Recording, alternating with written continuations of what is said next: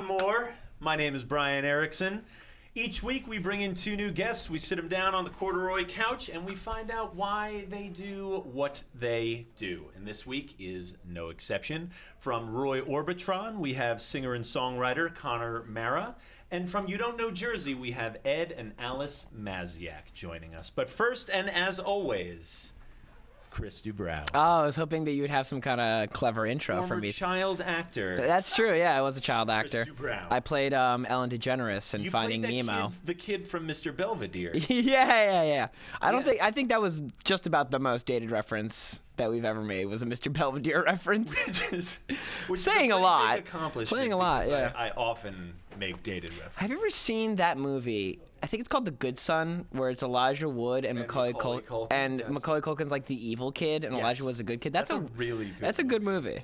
Yeah. That came out in like '93. So listeners, viewer, check it out. I like that at the end. Spoiler alert. For a movie that came out in like '97. Rochelle, can we look this up?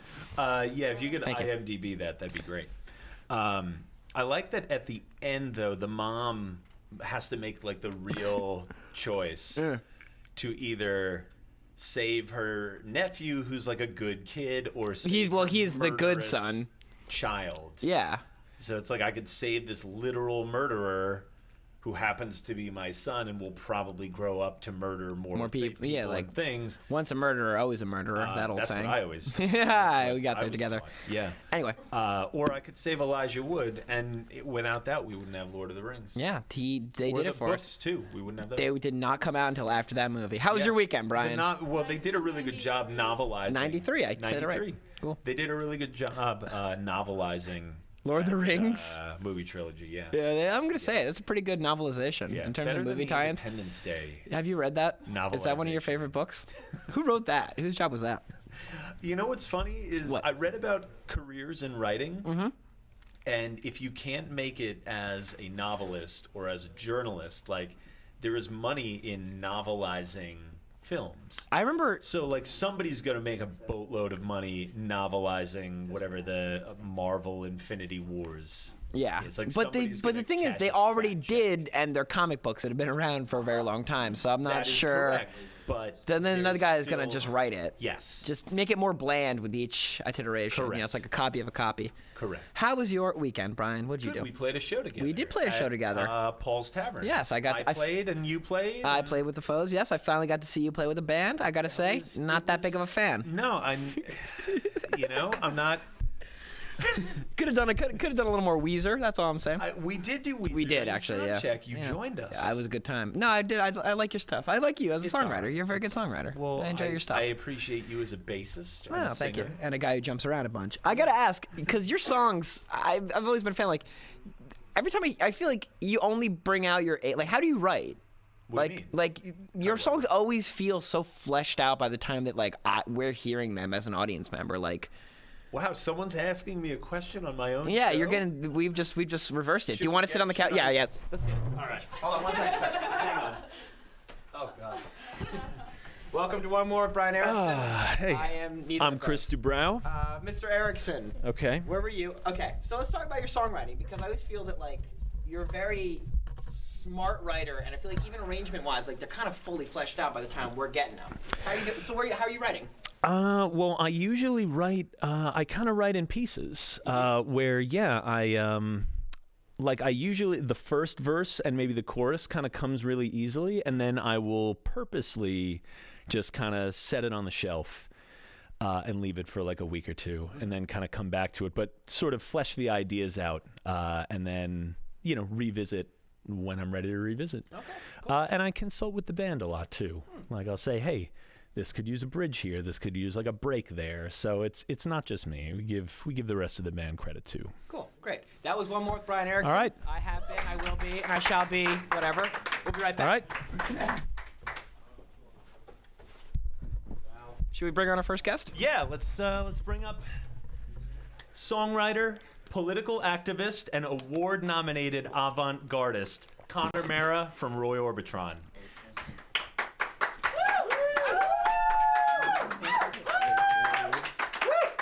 Hey, how are you? I'm good. This has been a long time coming. I'm really excited Good. to have you on here. since you kind of not live tweeted us, but sort of live messaged me. I forget, maybe it was the Cool Dad episode. I don't remember which episode you were like, it was. this show is just south of public access. Well, I said, well, why that's don't our we? tagline. I said, well, why don't we sit you down on the couch then? Well, I sent you notes, is what I did in real Oh, time. yeah, that's right. I sent you notes on improving the quality of your broadcast. And the first one was to kick out Brian. The second one was No, Which we no. Which we just experimented with just there. So I mean, well, now the viewers can decide. yeah. You can throw up a poll on Twitter. vote Yeah, here vote if you right like there. Brian, or there if you don't like Brian. I'm your social media consultant now. Yeah, or if you want, vote here if you want Connor to replace us as the full-time host. I'm okay with I don't know if I can commit to that. That stands. Vote here. Well, You used to produce like an internet program. yeah. But you had a budget and equipment, and We didn't have a you budget. only We had pizza and borrowed equipment. Okay. Well, that's basically yeah. us. But you also had a month to edit. Like, it was a very well produced. It was called Carriage House TV. Yeah. It was a really well produced, well engineered, well shot. I mean, everything was done pretty nicely and in service of some really good bands. Yeah, well, I loved all the bands on that show, and that was pretty much my job. Ricky made a video for YJY for the Tiny Desk contest, and it was basically just like a small area with them performing in it, but it looked really good. Yeah. Like and the live sound was really good, and YJY, I don't know if at the time or later, were practicing at my house. And it was just like, why can't you guys just come and do this? Tim runs sound, like he has all the equipment. Steve is a good enough host. Yeah. He's a great host. He's fine. He's on the West Coast now, know. in Seattle, which is sad. But I tried to get YJY back together for the Speaking of My Good Eyes show last they'll come. fall. But, Yeah. Steve, I didn't realize he was out on the. Ricky was like, we'd love to. And I'm like, really? Are you kidding? And he's like, but Steve's on the West Coast. Yeah, he just kind of fled, I think. I don't know. I didn't I didn't see him for a while, and then he was just like gone. He was in Philly, and then he was in Seattle. And he seems really happy out there, though. I've talked to him a few times. Well, good for him. Hopefully he's making some music. I don't know. Hopefully. Now, speaking of making music, you've been making records as Roy Orbitron since about 2013, give or take. About, yeah. So, and your last record came out, I guess, what was toward the tail end of 2016, right? Or no? No, it was in 2016. January. I mixed it in Eugene, Oregon, in January. Oh, okay. So I think it was like 2 years and a couple months ago. So, but it was okay. Yeah. So then It was early, a while early ago. 2016. Yeah. Then the girls' boyfriends. Girls' boyfriends. Yeah. Like why the break then? Because it's you had EPs and limited cassettes and vinyl and singles and all sorts of like 6, 7, 8 releases Right. in that 3-4 year span, and then there was kind of this break. And I know you're about to come out with something new pretty soon, but why the 2 years off? Well, that's a tough one. That's a good question. I don't know. So I had a goal when I first started. I was playing bass in bands for years, and I had a kid, and I became a single dad, and I was pretty much like, I can't commit to other people's songs playing bass for them, right? So I got to do, if I'm going to play music, which I like to do, I have to do it on my own terms and probably write the damn songs and put the bands together and like record the thing and pay for it and like book the shows and do whatever. I was like, but it has to be on my terms, and I can't commit to somebody else's, game plan. Okay. Just in terms of time. And then I had a goal. I made a short little thing, and then I had a goal to make 4 EPs before I did an album, because I thought it was just gonna like. I figured I'd like make a side of a record 4 times, 20 minutes, just Okay. a 20-minute goal, and get it to sound good and write some good songs, and then move on and learn from it, hopefully. And then I figured by the time I got to the full-length album, I'd know what the hell I was doing. But that didn't quite happen. I don't think so. No, I still don't know what I'm doing. I'm like not that happy with the album.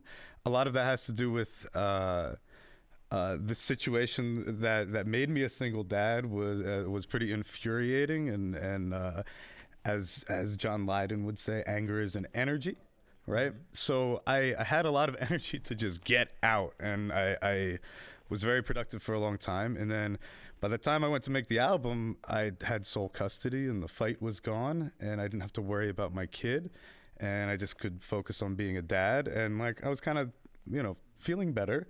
Okay. And so I went to play these songs live, and I was like, "Oh, this is embarrassing, right?" Like, Because all this stuff is just like a purge of like really negative emotions, basically, and it's sort of vulnerable to go in front of a mic and present it to people. But then when you like don't even feel that way, it's like so obviously embarrassing, at least to me. So I felt like really embarrassed, and I didn't like the album, and I stopped for a while.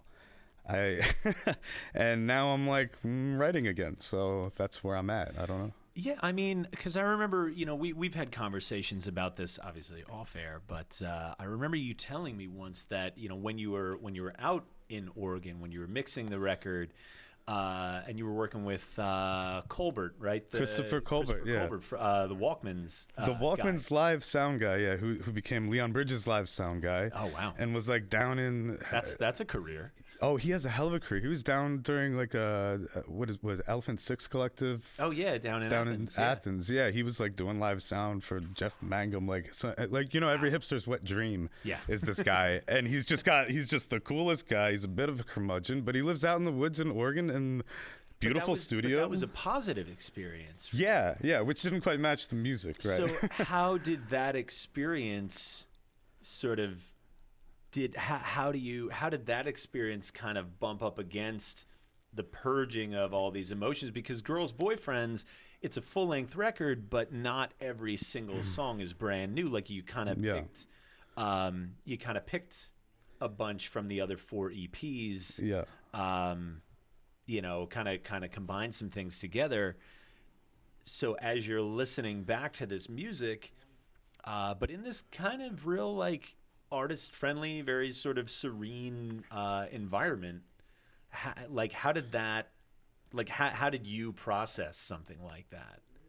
What, doing the mixing? Well, just out there, because you say like or... now you've processed this music and it's you're purging these negative emotions in this really positive space.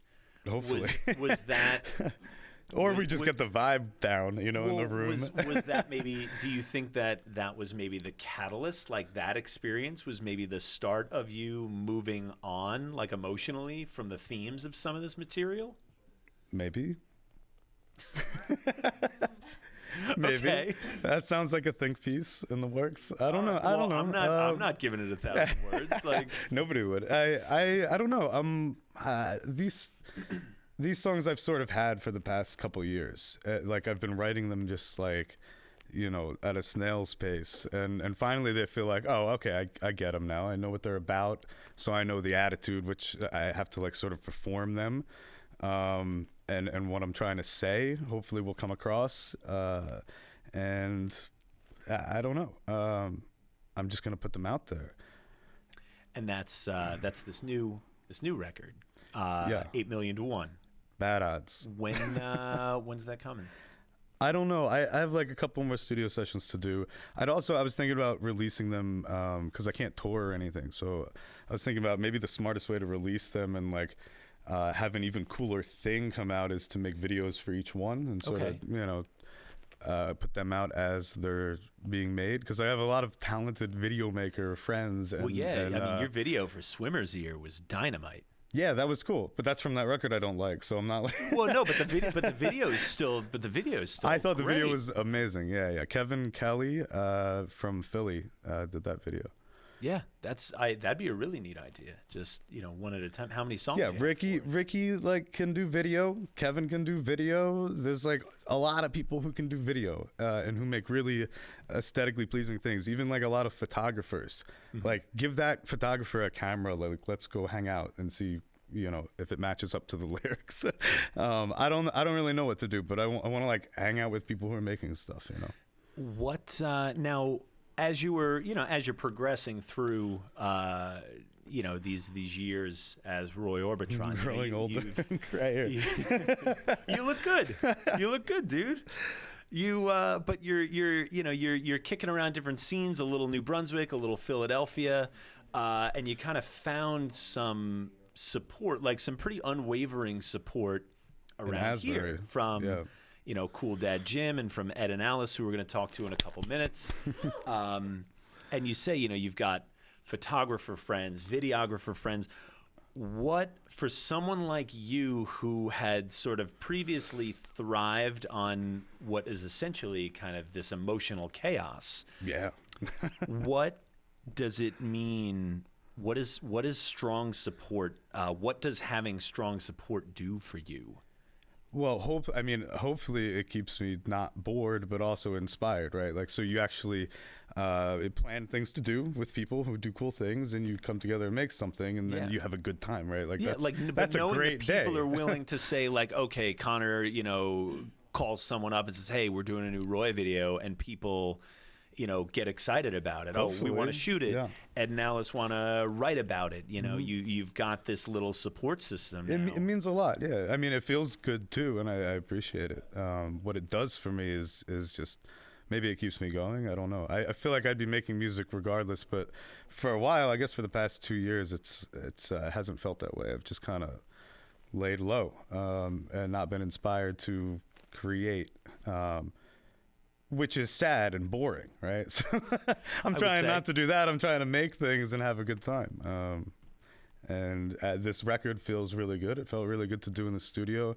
I played bass live with the drums, so the rhythm section sounds really tight, and it was perfect to just sort of build off of. I have some more stuff to do, and then it'll be done. I don't know. Now, does this sound, because to me, the Roy albums, apart from, the different themes of the four, or the similar themes of the 4 EPs, and you can all check out royorbitron.org if you want to find out what that theme actually is. Made with Squarespace. Get you some money off of that. No, that's not us. They're not sponsoring us. No, but they should. Sure. They should. Yeah, they should. But I lost my place. I threw you off, yeah. The other the EPs, the themes of them. Well, no. The through line to all of the Roy music is, kind of the complex arrangements, your voice, that like baritone voice, and the violin. What have you brought that's different to this new To EP? this? There's less violin. Is there really? Yeah. Because he's been the one, because you kind of, every so often you seem to kind of get a band and then you sort of purge some people, or you gather But he's always crew, been there, but yeah. he's been there throughout everything. And he'll be there. I think it's like everything else, instead of adding a track just because you can, because it sounds cool at the time, and just building like layers of things, sometimes it's really hard to pierce that, and not every performance is good. So I think we're thinking more about the arrangements and more about, where violin would be cool, so that it's special when it comes in, and it's not something you take for granted throughout every verse of every song, Okay. So he's on it, yeah. We've had a good time working on these, and he's been playing with me in the acoustic, sometimes electric guitar, violin duo. Okay. Which, a friend of mine kind of dared me to to play a show. He was like, I'll give you $50 if you go play a show, because I hadn't in forever. And I was like, okay. And then the next day, somebody asked me to play The Saint. And I was like, okay, yeah. Okay, and that was another $50. And I was like, okay. Yeah, you played the, like some weeknight, low pressure, it sounds good in there. And yeah, and you played the Danny Clinch Gallery last summer too, I remember. Yeah, Danny took some photos of me. I want to see them. He'll probably never develop them unless I like get on MTV or something. Yeah, so you got to get famous. He's got too many famous friends. Like, yeah, you need to be added to that list of famous friends. It would help me out if he just put the picture on the Instagram. I bet it looks real good. He's a good I'm sure photographer. It looks great. Yeah. I turned around, I finished the song, and I was like, and he was like right behind me. Can we quote that directly? That's how I felt. That's yeah. okay. That might have been the one that I played with. I think I had like the flu or something, or I don't know. I infected that microphone. Well. And I didn't hit every note, but. Well, there were some pretty good photos that did make it out. That was the one where I got. Wait, this is great. I got G Love and the Special Sauce. I'll put it this way: G Love and the Special Sauce. That was the same week that they showed up. They opened for me. Excellent. So now you can claim that for the rest of your days. Yeah, G Love and the Special Sauce opened for me. Really, he showed up and they put him on. Okay, because I just got pushed back. So you want to know what's funny too is because I believe I played there the week before you did. Oh yeah. And the week before I played was the week Bruce showed up. Yeah, it was 2 weeks after Bruce. I remember. Bruce showed up. Okay, and Bruce wasn't there for me, everyone went crazy. And then the week after I played, my mom didn't even show up to that one. And then you played, and G Love and Special Sauce played. So I don't know. I gotta really step up my game. But I have one last question for you because I think throughout your sort of life in the scene as a musician, you've kind of been known as a giver of hot takes. Oh yeah. So I want a Conor take from you. I'm going to give you, and this will be our last piece of the interview. Yeah. I'm going to give you Who am I 2 gonna piss words. off? What? Asbury Lanes. Oh. Man. I'm just gonna. I'm gonna sit back. Is that the joke? Or are you cutting me off, or can I say something? No. We're not. No, this is. You got time. Okay. Go ahead. Asbury Lanes. Because you've got good history there. Yeah, I have a lot of just amazing moments at Asbury Lanes. I met Nicole Atkins there on the steps when I was smoking a cigarette and mad at my girlfriend who was over at the Deer Tick show. Yeah. And I was sitting on the steps just pissed off, and I hear behind me, like, I'm going up to Woodstock tomorrow to like see Mavis Staples play. And I turn around, I'm like, Mavis Staples is fucking awesome. And I was like, oh, you're Nicole. Great set tonight. Like, I'm sorry for embarrassing myself. So I met her there, and we kept in touch and talked a lot and shared music. And I saw White Reaper there, who are now opening for Weezer and just opened for Spoon. They were amazing. Tony got so drunk he like passed out and puked in the fucking parking lot there. That sounds like Asbury. I met Nikki Lane there when she was opening for the Wigs in like a torrential downpour. Oh wow! And nobody was there because it was like a fucking Wednesday or something. And I hung out with Nikki Lane and her band. That's an amazing place, and the name Asbury Lanes is attached to that. They kept the name. It's a new owner. They're redoing it. It looks like they're going to have like $15 cocktails. It's not cool. And a lot of people are offended, including myself, that they kept the name, and they're sort of capitalizing off of a scene that was thriving and cool and a little dirty and maybe not profitable. But the tater tots were really good. The bands were cool, and the people running it were super chill. They had a photo booth. They had like stickers, more stickers than you could see in the bathroom. Yeah. It was a hub of cool shit happening.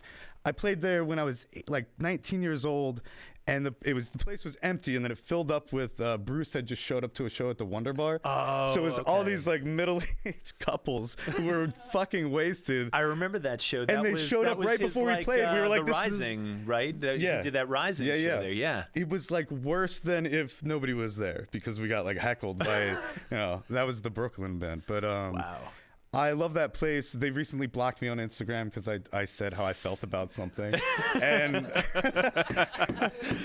That's how you know you got indie. and I'm not the only one. No, Not by even no banned means from the the venue. only You're one. blocked on From Instagram. Instagram. That's I just indie. wish there was another venue where you could bowl and it didn't suck and the bands were cool. Maybe they'll bring in good bands. Well, maybe they'll bring in good bands. And the bands will get paid. That'd be cool. But I don't think they're shooting for that demographic. They're shooting for a wealthier, sort of uptight office job working demographic. And because the punks don't make money. So that place is gone, and it makes me sad. But there's this new shithole with the same name and like new drywall, and I'm supposed to go? I don't know. Well, How do you feel about it? I mean, that's a whole other conversation, which we can talk about at length. Probably. But thank you for being here. I'd like them to unblock me. I want to see what they're doing. Well, maybe let's get you a show there sometime, Make and a then fist you can. fight. and then You'll you make can friends there. Speak yeah, your and then you can sneak mind me in. from the stage. Oh, I did that once already there. Well, we'll do our best to get you back there. Okay. Conor, thanks so much. Hey, We're going to hear some thank new you for stuff having soon. me. Sure. Do I get up? Do I walk off? Yeah, go for it. You can, or you can hang on. I'm gonna yell about pizza. One more with Brian Erickson. Rochelle, can I get some pizza, please? One more with Brian Erickson is brought to you by Mr. Pizza Slice, a Red Bank institution with a new vibe. For over 45 years, Steve operated Mr. Pizza Slice on Monmouth Street in Red Bank. The new owners have 100% kept the original pizza called Steve's Original Pie, as well as the signature Italian hot dogs, my nickname for Brian, and French fries. Brian's nickname for me. Don't ask. We were in a cabin in the woods. It was very romantic. New additions include pizza. That was a really cold weekend. Yeah, but we kept it warm. New recall additions properly. include pizza with various toppings. Ladies and gentlemen, Rochelle, the pizza delivery girl. The pizza. The pizza police. Anyway, new additions include pizza with various toppings that can be ordered by the slice, hot and cold sandwiches, and smaller appetizer dishes. Of course, our nickname for Rochelle. We have kept a lot of Steve's feeling in the classic video game machines and add delivery service, longer hours, and Sunday hours. Mr. Pizza Slice. It's pizza by the slice. That's never been their slogan. They've asked me to stop. Brian! Let's bring out Ed and Alice Magdziak from You Don't Know Jersey. Come on out, guys. Ryan? Ed? Howdy. Howdy. How is everybody today? Good, we're good. Thank you. This lineup is kismet, I think. 'Cause You think so? you remember how we met, right? We were I just do. on email? Yeah, I do. I cold emailed you guys. You did. I read your musicians with their record Correct. collection, which featured Conor and his two turntables. Right. And I said, I want that. Why not me? Right. And what you also said was, all I have is CDs. I'm a CD guy. Which I did reveal. I do have I probably have like 200 vinyl records. There was some secret vinyl. There was this year, but I remember my first. I told Alice, like, why would we go to the whole theme is to do vinyl, but then your knowledge and your email won it's me like, over. Hey, you know what? This is the music I grew up with. Yes. It's not my fault. No, I didn't, right. you know, that, Like I happened to accumulate this music when vinyl wasn't really available. Right. But, and I applaud Conor for putting in way more effort to his record collection than I clearly did mine. Right. But it's Conor's record collection is what got us together. And that was during a Carriage House episode where we were covering it. That's right. Francine And we went was there. upstairs, Oh, and she's we were like, excellent. whoa. She's amazing. And she's so good. I is love it- that episode too. and that was the With that inspiration yellow to see. Stratocaster. Yeah, that was great. Yeah, that was And I didn't know what to expect from you guys. Because I wasn't really like the cold. I'm a face to face kind of person. So I mostly met everybody else just kind of by happenstance at shows at the Asbury Awards, things like that. But I was like, hi, my name is Brian. Right. How are you doing? I'm fine. Like, but you guys were nice enough to reply and come over and talk music. That was and awesome. I believe we ate pastries. Yes, you had pastries. Yes. Yeah. 4 and that was- hours of interview later, Yes, you were the know. longest which I had to interview, by the way. transcribe. That I mean, Alice transcribed it for $50, by the way. I made him really- pay me. Yes. Yeah. I should have edited that. Like, I almost feel like I should go back and edit that for you. There were 20 minutes of bird squawks. That so was, I There were used quite to have there were the quite a Sun bit. Conure mango. That's mango. But he went with Amanda. He went with the ex. He's not in my life. Gotcha. Unfortunately. But, so when I describe You Don't Know Jersey to others, I refer to it as a New Jersey centric culture blog. Right. Here's your opportunity to correct me if that's not right. No, that sounds pretty spot on. Yeah, I would add that it's everything that we think is cool.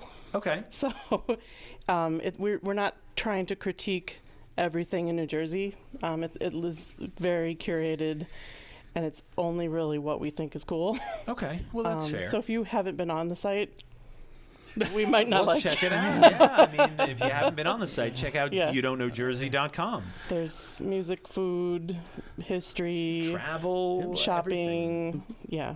everything. Were either of you like writing majors, journalism? I was an majors, English anything? major. English major. Okay. Right, but teaching wasn't in my future. No. No, so we had to do it on our own. In fact, Alice said, "Well, we met online Yeah. Okay. back in '96. Oh wow. We had to When- pay $4 an hour to be online, so it was just So basically just through- students you had and like Prodigy. yeah, back then? AOL, I AOL. think. Okay. AOL. Yeah. Then we met, and I came out, and when I was I there, lived in California, and he lived in Jersey. And at first, I was not cool with a Jersey guy, only because that was, thousands of miles away. But unfortunately, his profile was so riveting and so clever that I went with it. So he moved out to California. Wow. And quit his job. You know, he had a retail job through college. Okay. So when he came to California, he was more interested in like some kind of career. So I just said, well, let's start with like, what would your dream job be? You know, and maybe we can find something that could start you on that path. Yeah. And he said, I want to be a music journalist and write for Rolling Stone. Okay. So 20 years later, We had to do it on our own. We had to do it I on haven't our read own. Rolling Stone in years anyway. That was Nobody reads no one Rolling reads Stone that. anymore. well, in I said, '96, Man, that was where's something. Connor? We should get his hot. I would love his hot take on Rolling Stone magazine too. But it took starting our own website and blog to cover music for myself. And that was. So what was the aha moment? Like, where'd you come up with You Don't Know Jersey? Who came up with that? Who sort of set that project in? Because it's one thing to be like, I want to do this, Right? And then to actually start it. You guys have almost 20,000 followers, Right. So I mean, it's not like this is just going out to half a dozen people. Alice and I used to every weekend go somewhere, go to a show, do something like that. I didn't grow up here.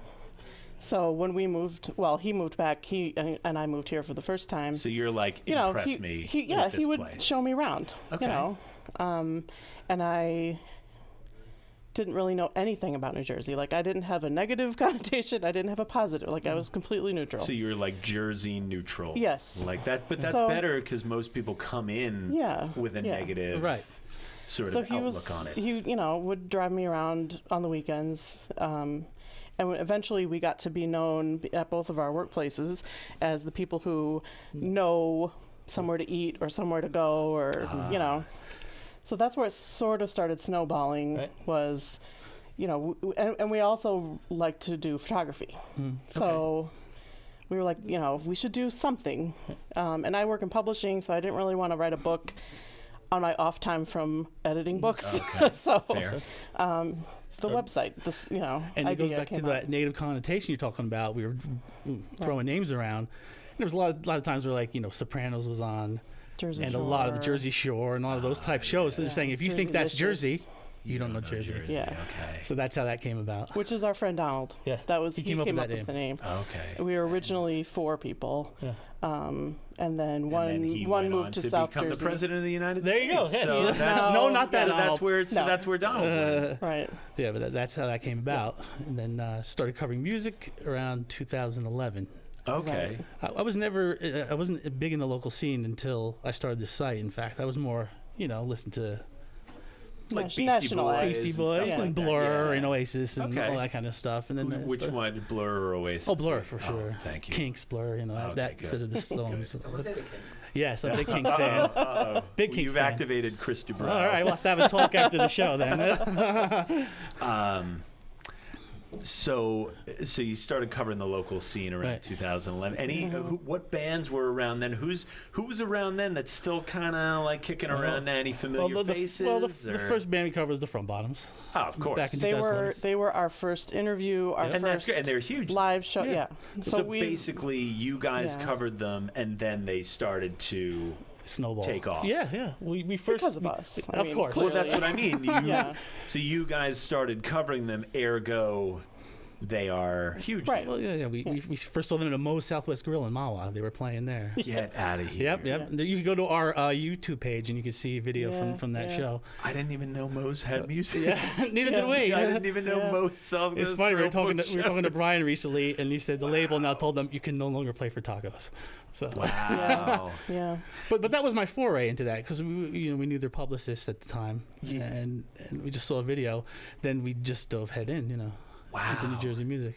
So now you've got quite a bit of company. Yeah. Since you've started, you've got Cool Dad, who we've had on here a couple weeks Sure. back.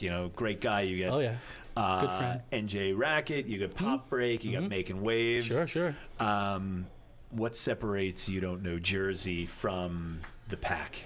Well, we're not critical like Jersey Beat and some sites like that. Yeah, Jim Testa. Yeah, I think we interject a level of fun into it. You know, I do series like Pizza with the Band. Oh, that's one of my favorites. And I like to do fun stuff in interviews. Like I recently interviewed Lake Effect. Okay, yeah. And then the EP out and asked them 4 questions. Oh yeah, each separate. The Cayenne. Cayenne, yep. Yeah, that's right. I always look for something fun to do instead of just a standard interview or a standard record review. We or did something like a parody video of Wajek YJ Rock. Rock. Yes. Oh my God, that I went video, semi-viral that in New video Jersey was circles. So good. Right. Oh my God, gosh, you and that Mercury Sable. Yes, the Which he Sable. still has. I still have. That video is so funny. Yeah. But that goes back to it's we love what we do. We don't make money with the site. Obviously, I'm still driving that Sable. Who does? does? Right. Do we? Hey, Matt, do we make money with this? No, we don't. You know about. I don't make money. I So no, we make don't. so much money, Brian. Oh, that's where it's all going. That's where it's going, huh? But no, so yeah, we don't.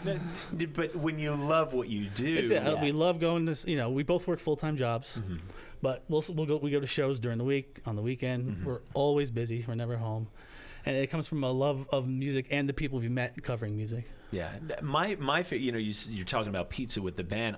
If I could venture my own opinion, Sure. I think what sets you guys apart and what makes Know Jersey special is the long form pieces. Because I mean, a lot of the like they'll do these, show roundups. Who's playing here? Who's playing there? And that's all great work, and it's good, and it's in service of the scene and a lot of these musicians. What I find though is that if you've got time to really like dig in. There's some really good long form pieces, like because the Pizza with the Band, obviously, you take a band out, you have pizza, but you just let them go. Well, that's it. I mean, they open up in that kind of setting as well. Whereas, or the we want record to talk collection piece with Conor, and I love finding out what makes musicians tick, that kind of thing. Or the record collection, the musicians and their 10 favorite records. Sure, yep. That's another thing. Some of these are like massive. We get emails all the time that people love the top 10 list. Yeah. Those are so good. They're clamoring, please have more, please have more. and it's that personal connection that I like to make with musicians that I hope comes across in what we write and what we present. And now, what type of correspondence do you get? Like, do you get schlubs like me writing to you sometimes and being like, hey, I think I'd make a good interview subject? Or is it more like, do you have to kind of seek out bands and artists to cover? I think it's a combination of both. Yeah? Yeah. We like discovering bands, but we listen to what people send to us. We might not like it. We might have to wait to cover it because we have 5 things in line already. Because you're 2 people. Yeah, but and it goes back to that connection where if someone emails me or Alice and they like you and they talk from the heart and I get a sense of who they are, I'm much more inclined to. You can tell the form letters, and you can tell the form letters, right? Which I will not pay as much attention to. We're not a site that is just gonna. Hey, here's the show. Here's the record. Here's the press release. Right. I actually have no interest in that. Yeah. Right. It's like I'm getting to know people that just happen to be musicians. That's kind of a way to put it. Okay. And I want to help promote the scene in that way. Now you took on. Is it just one writer so far? Katie Miller, right? She's the most recent. She's the most recent to the staff. Besides yourself. That's full disclosure. Brian is a contributor to nepotism. Yes. Well, hey, you know what? We help each other out. Right. So, but yeah, Katie's great. She's already given some pieces. Got a bunch of stuff up there. She did a great review of Fox. And we have wanted somebody to cover the Philly, like sort of South Jersey area for a long time, because that's hard for us to get to, because we live in North Jersey, so we can make the shore, but South Jersey's rough for us. There's something important like this show. We'll come down on a weeknight, on a Monday night. No, because, and that's the thing. We really do appreciate. Well, we've done that. Alice and I've been to shows. Those efforts. Yeah, we've been to shows like the Wonder Bar, where maybe not a lot of people are going to show up, but we want to be there to support the band because they're friends and we really love their music. Well, yeah. I mean, that's me. You came out and you saw me play 2 weeks ago. Yeah, but that's appreciated. And and not just myself, but even people like Connor, people like Lowlight, you know, and the Vaughns and Adam Bird and Chris Nova and seven other, you know, I'm now just listing off our guests, but that just goes to show you the kind of connection that the two of you make to people has a real lasting effect. Right. Like the connection you hope to make in music, I guess we hope to do through our writing. Yeah, exactly. And now I guess you know, speaking of making connections, we'll start to wrap up soon. You started working with Neil Sabatino from Min 400. Yes, we just had our second show up at Stosh's in Fairlawn. Excellent. And how are those going? So because you've got more coming. We have our next show is in September, and we're looking for bands. So hit me up, ed@youdon'tknowjersey.com if you're interested. But you should get the Burns. Definitely, you know, we had pretty much had an impromptu. We had pretty much an impromptu pizza with the band here, sort of with the Burns and favorite jazz. But it's great. Promoting a show like this though is hectic. I couldn't imagine when like you hear people dropping off and that kind of stuff. We've been very fortunate.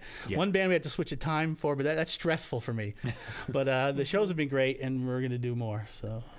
And the last question is, what's next for you guys? What do the next couple of years look like as if you think back to the recent past? Now you've taken on some new writers. Right. You've now started to kind of dip your toe into promoting shows. Right. You do these. These Thanksgiving compilations every year now, where people contribute original songwriting. Like what are the next few years look like? I think we hope to do more shows. Like we have the Thanksgiving show. Yeah, we're very excited about the Stuff Your Face Thanksgiving compilation. Yeah. This is going to be our third year doing it, and this year I don't know if it's been announced yet, but maybe we'll do the premiere announcement here. We're gonna have a CD this year. Oh wow! And then we're also gonna have a show at Stosh's with some of the people that like a record have release. Contributed, over the past 3 years. Oh, wonderful! So that has been one of my the best things about the website for me has been all of these artists writing songs for us. And having all these cool Thanksgiving songs that we actually listen to in the car, like on the way to Thanksgiving. We're so excited. So basically, we're just gonna make You Know New Jersey a brand. We're gonna be the brand for music in New Jersey. We're just I want to have merch. Yeah. Isn't that the goal though? That is the goal. To put that brand up and out. That's right. Yeah. Just to get more exposure for the bands, of course. Excellent. Well. Yeah. Thank you both for coming. No, thank you for having us. Much appreciated. Awesome. Thank you so much. Ed and Alice Magdziak from You Don't Know Jersey, everybody. Oh, this is happening? I think this is it now. This is how this is working? One More Brian Erickson is brought to you finally live from Monmouth Music in Red Bank. Established in 1987, Monmouth Music is located at the center of historic Red Bank, New Jersey. Voted the third best town in America by Smithsonian Magazine. Brian, do you remember what number 1 is? Bismarck, North Dakota. You heard it here first, folks. They're located within walking distance of the famed Count Basie Theater, Red Bank train station, and many fine eateries. What'd you see there? I saw Randy Newman. How was Randy? He was really good, actually. Yeah, he's great. He's one of the best songwriters of all time. Of all time, yeah. Monmouth Music continues the tradition of being a destination store for all levels of musicians, both beginner and professional. New owner, Mario DiPortolo. Hey, Mario. A lifelong musician, offers a wide selection of brand name instruments at everyday low prices, both new and used. With personal, professional, and expert service only a family-owned and operated store can provide. Hey, Connor, does the neck on your guitar or banjo need repairing? Not right now. To the valves. He shut you down. I have not been shut down like that since college. The valves on your saxophone need to be refitted. Regardless of what day it is, bring your instrument to Monmouth Music for quality repairs. You'll enjoy prompt service from a team of repairmen who are always available. And now, ladies and gentlemen, the best at saying no in the biz, Connor of Roy Orbitron. Thank you. Thank you for having me.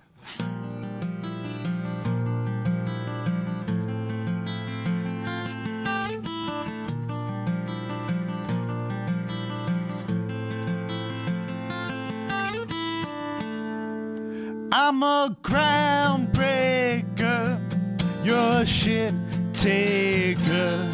I was bound to lose my mind in shades of blue. Dance away, you let it all go today. And I'm 50 miles wondering where's my shame. You turn off my electricity. I need you less than drunken sleep. I love you to my rotten core. You forgot what I come down here for.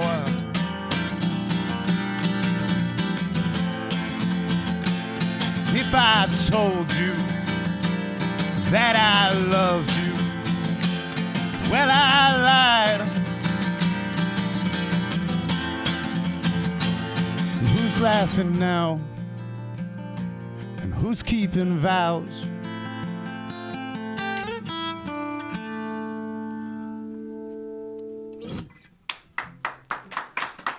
Oh, thanks. That's called Shit Taker. This one's called Never Seen Central Park. I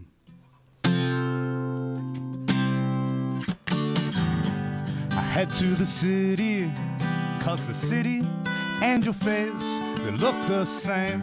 And aren't you pretty? But you forgot my damn name, so I ask, is this the line for the bathroom? I drank too much coffee today, and all these girls, you all look the same, but I'm not lonely anymore. Won't catch me staring at your floor, boys.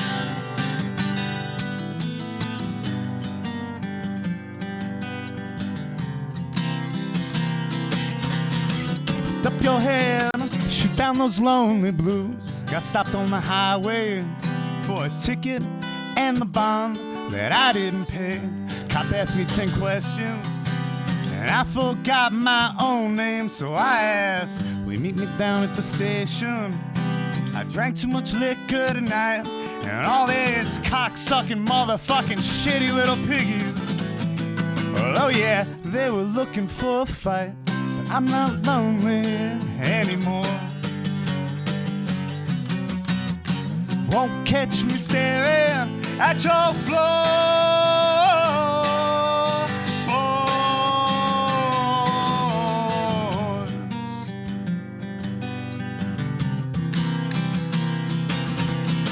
Lift up your head, shoot down those lonely blues.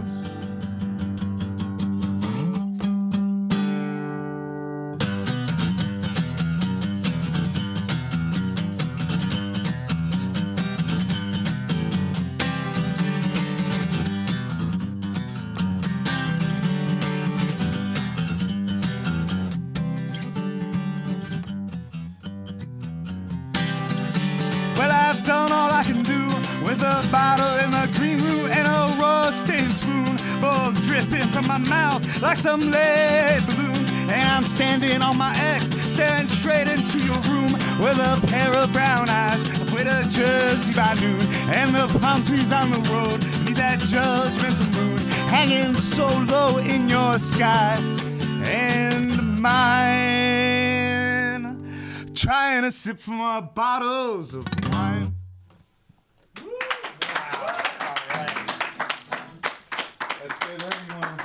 can hang out there. I'm just gonna yell for a little Okay. bit. All right. Weekend events. If you you want to give background music? Maybe I could tune. Okay, sure. That works enough for I me. can play the tuning song. That's the best song. All right, right now, happening at the Wonder Bar. Happy Mondays. We got Yorkshire 10th, Old Sport, and Julian Fulton. Go there right now, right after the show. It's really great. Tuesday, May 1st, Christine Mitchell, Jimmy Farkas, and Soul Food at the Downtown Red Bank. That's 8 p.m. Dev and Alana, love you, Dev. At Meatballs and Brew, the Brittany on Fire open mic. That starts at 8 p.m. Billy String and Jackson Piner at the Wonder Bar. Oh, and the Board Lords are at the Saint. Shout out to Roshane Instrumental Break. Wednesday, May 2nd, Dez and the Swagmatics and Odd Sports at the Saint, 7:30 p.m. Thursday, May 3rd, Brian Rothenbeck and Friends at Maxfields and Boonton, 7 p.m. Cold Weather Company and Red House Blue House at Barca City at 8 p.m. This is a show I'm going to be at. The Hell Yeah Babies, Fox Ann, Kate Dressed Up, Eden Spore at the Brooklyn Bazaar at 8 p.m. Who wants to go to Brooklyn with me? Do you want to go? Can I go? Yeah, sure. It's at 8 p.m. on Thursday. Oh, I'm busy. Oh, well, never mind. Brian won't be there. More reason to come. Doc Rotten, Sawed Off, Canker Block, and John Caesar at Millhouse Basement on Friday, May 4th. Little Bear, Good Luck Spaceman, Sunshine Spaz are at the APYC, the Yacht Club, where you do not need a yacht and you do not need to be in the club. The Paper Jets, I've heard of them, and Modern Crowds are at the Asbury Hotel at 8 p.m. Chemtrail, Trap Band, Bump Tunage, and Joe Bird at the Saint at 7 p.m. The Mercury Brothers, Brother Union, Canyon Rod, and Dave Mooney at the Asbury Park Brewery at 7 p.m. The Dead Flowers, Experiment 34, Shoebies, and a Flourish at the Stone Pony at 7 p.m. Oh my God, there's so much happening in Asbury that night. There's not a single venue that is closed. All right, Sir Sherry, I finally got that right, is playing a Star Wars themed show at the Hob Tavern in Bordentown. Levy in the Oaks with Matt Koziel and the Sentimental Gentleman. Matt Koziel and the Sentimental Gentleman? Dan Amato and the Sentimental Gentleman at Lang. Oh. Okay, Levy and the Oaks are with Matt Koziel, and also Dan Amato and the Sentimental Gentleman are playing at Langosta Lounge at 8 p.m. Hey, it happens. Listen, I forgive you. It's okay. I promise you. Serious Matters. Okay, we're gonna do this. Serious Matters, High School Superstars, and Jeff Lynne and Black Spot Society are also at Brighton Bar on Friday. What we're talking about? Saturday, May 5th, Leeds are at our Leeds Groceries at 7 p.m. Lance Green, the Vaughns, and Low Light are at the Old Franklin Schoolhouse in Metuchen at 7 p.m. Thanks to Melissa for giving us that one. The Close Talkers will be celebrating Cinco de Mayo with their set of 22 covers and 2 whole originals at Boxcar Bar in Short Hills at 8 p.m. Sunday, May 6th, Kate Dressed Up, Jeff Linden of Black Spot Society, and Bobby Mahoney are at the Scarlet Pub at 8 p.m. Frank Lombardi, Joseph Altamiller, and Renee Maskin of the band Low Light are at All Things Loco in Red Bank at 2 p.m. And of course, close out your week at the fucking Inkwell with Evan Lloyd, Ella Ross, Paul McCormick, that's Jesse McCormick's dad. I love you, Jesse. I love you too, Paul. Andrew Ludwig, love that dude's voice, and former guest Jay Monday at 8 p.m. And now, ladies and gentlemen, once again, almost got there. Ladies and gentlemen, once again, please, Connor of Roy Arbitron. That was impressive. That was Jersey loud. That was good. This one's called 8 Million to 1. Brian asked me to play it. I could probably use some practice, but I'll try it. We'll try it. Me and the other ones.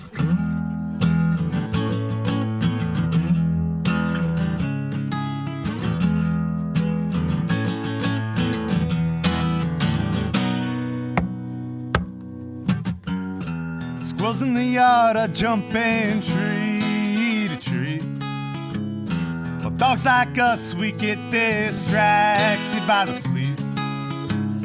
You're making me feel like I am underneath. The bleachers, you and your sneakers, and the hot-head teachers, and the manicured green. Look at all these stars. Highway's not too far. I'll try my best, but New York girls are so hard to impress. Oh, 8 million to 1, and everybody walks like they're someone. And telling them off is such an easy way to play. And rising above that, it gets harder every day. Learning your facts, yeah, they don't matter anyway. And your hot take and just throw it all away, all away. And look at all these stars. The highway is not too far. I'll try my best, but New York girls are so hard to impress. Oh, 8 million to 1, and everybody walks like they're someone, but you walk to me.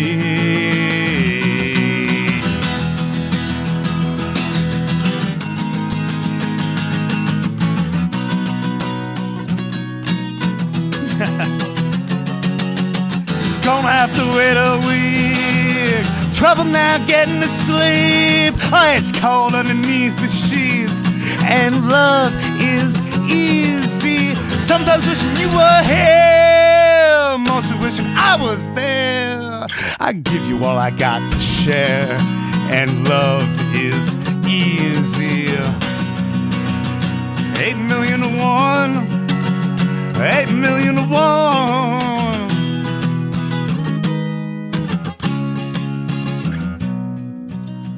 8 million to 1, 8 million to 1.